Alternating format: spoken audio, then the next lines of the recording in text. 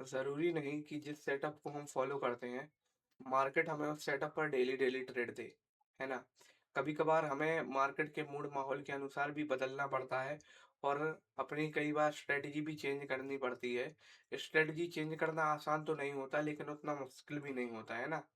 आज मैंने किस चीज़ पर ट्रेड किया, क्या लॉजिक था और कैसा मेरा ट्रेडिंग परफॉर्मेंस रहा, ये सब मैं इस अपने डेली ट्रेड रिव्यू की वीडियो में बताऊंगा।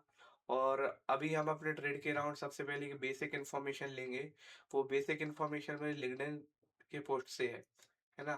तो अब हम बिना किसी देरी के चलते हैं अपने लिंक्डइन पेज पर और देखते हैं आज का ट्रेडिंग जर्नल। हम्म, तो ये है मेरी लिंक्डइन प्रोफाइल। आप मेरी लिंक्डइन प्रोफाइल से कमेंट में, मतलब डिस्क्रिप्शन में भी इसके लिंक रहते हैं और साइड में भी मेरी फोटो के एनिमे के बगल में कुछ आ रहे होंगे, वो लिखे, है ना? Profile name, Insta profile name, तो आप अक्सर उससे भी सर्च कर सकते हैं ना। तो अब हम चलते हैं अपने कहाँ पर, डेली जर्नल वाले पेज पर। तो ये हमारा day 47 of sharing my trading journal, है ना? ये वैलिडेशन सोर्स अपन बाद में देखते हैं। जर्नल डिटेल्स, मैंने आज एक ही ट्रेड लिया 27 जनवरी 25,400 की पुट में। ग्रॉस प्रॉफिट 510 रुपये रहा उसका। कॉस्ट 60 रुपये एग्जैक्ट लगती है। नेट प्रॉफिट 450, कुछ 5.15% ऑफ द टोटल कैपिटल। जो हमारा प्रीमियम परचेसिंग कैपेसिटी कल 132 थी, वो आज हमारी 7 से 7.5 पॉइंट से बढ़कर 141 हो चुकी है। कैपिटल अकाउंट हमारा 9,180 पर आ चुका है ना? तो अब मैं इसका जो एक्सपीरियंस है, अगर आप ये पढ़ना चाहें तो पढ़ सकते हैं। अगर आप पढ़ना नहीं भी चाहें तो मैं इसको बताता हूँ अपने ब्रोकर पर जाके, है ना? तो पढ़ने की ज़रूरत तो वैसे नहीं है क्योंकि मैं बताता हूँ, अगर आपको पढ़ना है तो पढ़ सकते हैं, है ना? तो अब हम बिना किसी देरी से चलते हैं अपने ब्रोकर स्क्रीन पर और समझते हैं हमने कैसा क्या ट्रेड किया। तो अभी आप देखें तो मार्केट सुबह से बहुत अच्छे गैप अप खुले थे, आधे परसेंट से मार्केट्स गैप अप खुले थे, है ना? सभी, मतलब इंडेक्सेस अच्छे मूव कर रहे थे। सुबह के टाइम इंडेक्सेस ने थोड़ी ज़्यादा रैली दी, उसके बाद एक हल्की प्रॉफिट बुकिंग आके अभी ये 0.30 पर स्टिक है। अभी मैं ये वीडियो लाइव मार्केट में बता रहा हूँ, तो आप कोई भी चीज़, है ना, ऐसा मत ले कि बाय और सेल रिकमेंडेशन के अनुसार। वैसे भी ये वीडियो मैं 7 बजे अपलोड करता हूँ जब मार्केट खुला नहीं रहता, इसीलिए मैं शाम को वीडियो अपलोड करता हूँ बशर्ते मार्केट आवर्स में, है ना? तो अब अपन चलते हैं सीधे अपने चार्ट पर, है ना? तो मैं आया तो ये थोड़े मोड़े प्राइस एक्शन पहले से ड्रॉ ही रहते हैं ना। तो जब मैं यहाँ पर आया तो अभी आप देख सकते हैं कि मार्केट में कितना गैप अप हुआ। एक मिनट, आधे परसेंट से मार्केट गैप अप ओपन हुए, है ना? आधे परसेंट 123 से 100 जो 25 point market gap up open हुए। उसके बाद मार्केट में साफ ये गैप फिल करने आया, अभी भी एक गैप फिल नहीं हुआ है। तो लगता है मार्केट एक गैप फिल करने आएगा ही आएगा, है ना? तो वो बात अपनी नहीं है, मैं आपको बताता हूँ सीधे मैंने कहाँ और कैसे ट्रेड लिया, है ना? अभी जैसे कि आप देख सकते हैं कि विक्स बहुत बड़ा हुआ है। तो जब भी विक्स बढ़ता है तो हमें मेरे कैंडल के अनुसार मुझे ट्रेड नहीं मिलती।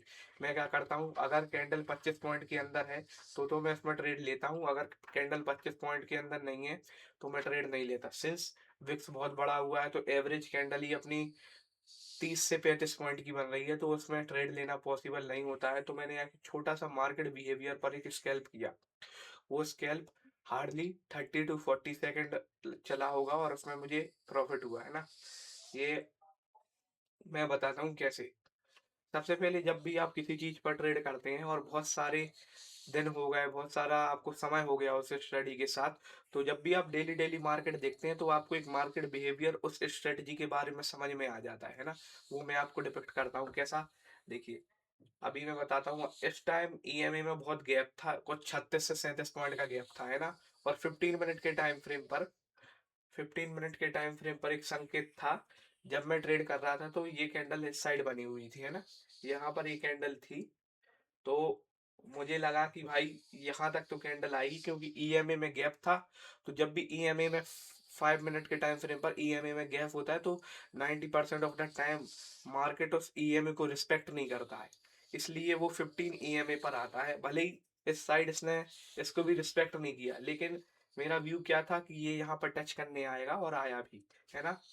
तो मैंने यहाँ पर एक यहाँ पर एक ट्रेड बनाया शॉर्ट साइड का, पुट साइड का मैंने एक ट्रेड बनाया। अगर मैं उस ईएमए स्टडी से चलता तो मैं कभी भी ये ट्रेड नहीं बनाता और अभी भी मुझे ट्रेड नहीं मिलता है ना। अभी ये जो आप देख रहे हैं ये 15 मिनट का है, अभी आप 5 मिनट पर देखें तो अभी भी मुझे यहाँ ट्रेड बिल्कुल नहीं मिलता है ना।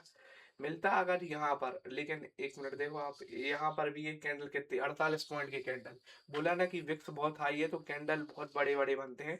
ऐसे में रिस्क मैनेजमेंट आपको बहुत स्टिक रखना पड़ता है। जैसे कि 48 पॉइंट का कैंडल है तो आपको बहुत हाई कन्विक्शन है तो हाफ कैंडल का स्टॉप लॉस ले लो, है ना। क्योंकि आप सोचोगे अगर आप एक इंट्राडे ट्रेडर हो और कैपिटल आपकी लिमिटेड है तो आप 50 पॉइंट का स्टॉप लॉस बहुत बड़ा हो जाता है एज पर स्पॉट। अगर स्पॉट में आप 50 पॉइंट ले रहे हैं तो गामा बस्टिंग से अपन का 60 से 70 पॉइंट प्रीमियम में जा सकता है, अगर ग्रीक्स आपके फेवर में नहीं रहे तो, है ना। तो देख सकते हैं आप, है ना। ग्रीक्स आपके फेवर में नहीं रहे तो ऐसे ही होगा। हाँ, सिंस मुझे यहाँ एक ट्रेड मिल सकता था, है ना, इस लेवल पर एक ट्रेड मिल सकता था। हाँ 24, एक मिनट देखिए। हाँ, यहाँ पर एक ट्रेड मिल सकता था लेकिन ये भी अपना 25 पॉइंट के अंदर नहीं है। 25 पॉइंट से अगर एक पॉइंट भी ज्यादा है तो मैं वहां ट्रेड नहीं लेता, भले ही इसमें मेरा टारगेट हिट हो या कुछ भी हो, है ना। इससे कोई मतलब ना, प्रयोजन अपन को, है ना। तो कहने का मतलब ये है कि आज मैंने ट्रेड अपनी स्ट्रेटजी पर ना लेके मैंने ट्रेड आज मार्केट बिहेवियर पर लिया। मार्केट बिहेवियर पर मैंने आज तक ट्रेड नहीं लिया, 2-3 बार लिया होगा जर्नी में, है ना। मैंने क्यों ट्रेड नहीं लिया, क्योंकि सिंस विक्स बहुत हाई है अपना, विक्स की वजह से अपने नॉर्मल कैंडल 40 से 50 पॉइंट की बन रहे हैं। 40 से 50 पॉइंट में अपना रिस्क मैनेजमेंट नहीं बैठता है। इसलिए अगर हम लेते ट्रेड तो हम उस कैंडल का हाफ स्टॉप लॉस लेते या फिर हम ट्रेड ही नहीं लेते। सिंस मुझे पता है कि जब भी मार्केट, मैं आपको एक चीज समझाता हूँ, है ना। ये बहुत अच्छा कंसेप्ट है।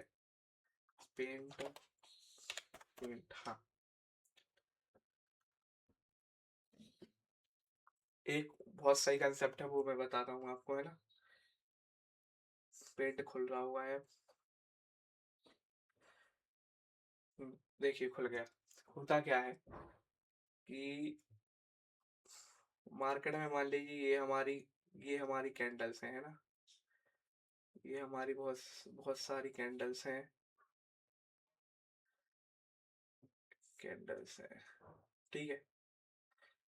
और ये हमारे कुछ ईएमए थे। इसमें zigzag नहीं बन रहा क्या। हाँ चलो सॉरी, थोड़ी ड्राइंग ऐसी हो जाएगी, है ना, कि अपना मार्केट चल रहा है डाउन ट्रेंड में, है ना। चलो छोड़ो तो ये चीज आप, ये चीज को छोड़ो अपन, है ना।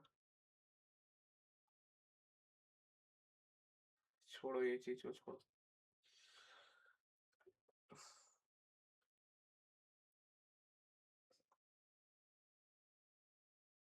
ठीक है। तो एक मिनट बस।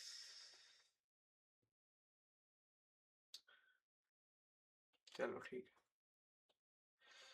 पेंसिल ही ले लो। हाँ देखो ये चीज है, मार्केट अपना ऐसी कैंडल बना के आ रहा है, सॉरी फॉर द डिले, थोड़ा वो लग जाता। ऐसी कैंडल्स बना के आ रहा है ना, डाउन ट्रेंड में है मार्केट।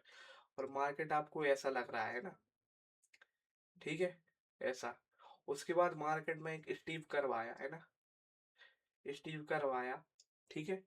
तो और यहाँ पे एक कैंडल बनी, और यहाँ एक कैंडल बनी, उसने इस कैंडल का हाई तोड़ दिया, हाई तोड़ दिया, है ना, ठीक है। आप सोच रहे होंगे कि ये अभी 5 ईएमए को रिस्पेक्ट करेगा, अभी ये 5 ईएमए को रिस्पेक्ट इसलिए नहीं करेगा क्योंकि बीच में एक कंसेप्ट आता है किस चीज का, स्टीप कर्व, स्टीप ईएमए का।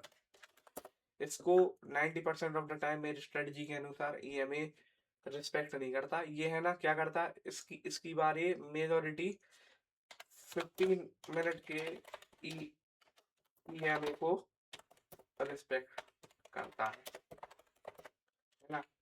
तो जब भी आपको देखे कि इस कैंडल का हाई एक दूसरी कैंडल ने तोड़ दिया तो 90% of the 75% of the chances ये बैठते हैं कि मार्केट अपने 15 मिनट के जो टाइम फ्रेम के ईएमए हैं उस पर टैप करने जाए, तो वो आपके पास एक छोटा सा गैप होता है कवर करने के लिए। तो आप वहां पर एक सूटेबल रिस्क मैनेजमेंट बिठाल कर कि कैंडल अगर 50 पॉइंट का है तो 25 पॉइंट का स्टॉप लॉस लेकर आप उसमें थोड़ा रिस्क मैनेजमेंट लगा बिठा कर उस मार्केट सिचुएशन के अनुसार आप वहाँ एक छोटा-सा स्कैल्प कर सकते हैं, छोटा-सा स्विंग पकड़ सकते हैं, जितना भी वो गैप है ना? निफ्टी में अगर चले तो 40-50 पॉइंट ऐसे ही हो जाता 15 मिनट के टाइम फ्रेम पर, है ना? एक और चीज़ आपको लाइव मार्केट में बता देता हूँ, जैसे चल ही रहा है। इस टाइम मैंने एक ट्रेड लिया तो मेरा कन्विक्शन क्या था कि मार्केट इस ईएमए को रिस्पेक्ट करने तो आएगी। मार्केट यहाँ पर आया है ना, तो मेरे पास कितना खाने को था, इतना खाने को था। सिंस मैं एक स्कैल्पर हूँ और अभी मेरी स्ट्रेटजी नहीं बनी है, तो मैं यहाँ पर बहुत छोटे-छोटे पॉइंट कैप्चर करता हूँ। कैसे? जैसे कि ये प्रीमियम 132 का मैंने लिया, 140 के अनुसार मैंने निकाल दिया। लेकिन अभी उस टाइम भी ये प्रीमियम ₹170 गया था। तो मुझे उससे कोई मतलब नहीं कि ये 170 जाए कि 265 अभी चल रहा, उस चीज़ से मतलब नहीं है। मेरे को इस चीज़ से मतलब है कि मार्केट ने मुझे छोटा मूव दिया एज़ पर मार्केट बिहेवियर और मैंने वो मूव कैप्चर करा और मैं बस शांति से क्लोज़ फॉर द डे बैठ गया, है ना? तो यही चीज़ होती है जब आपको अपनी स्ट्रेटजी पर एक पकड़ होती है और आपको पता है कि स्ट्रेटजी के अनुसार आप मार्केट भी ऑब्जर्व करते हो, तो आपको एक एज मिल जाता है अलग से। एज से क्या मतलब कि कभी-कभार आपकी स्ट्रेटजी भी ना बने, तो आप कभी-कभार एक छोटा रिस्क लेके एक प्रॉफ़िट बना सकते हो, है ना? तो आज का यही था, बाकी ₹510 का प्रॉफ़िट है, 9,000 की ट्रेड वैल्यू है, 132 पर खरीदा, 140 पर कुछ बेचा, 15 पैसे का डिफ़रेंस है, हाँ।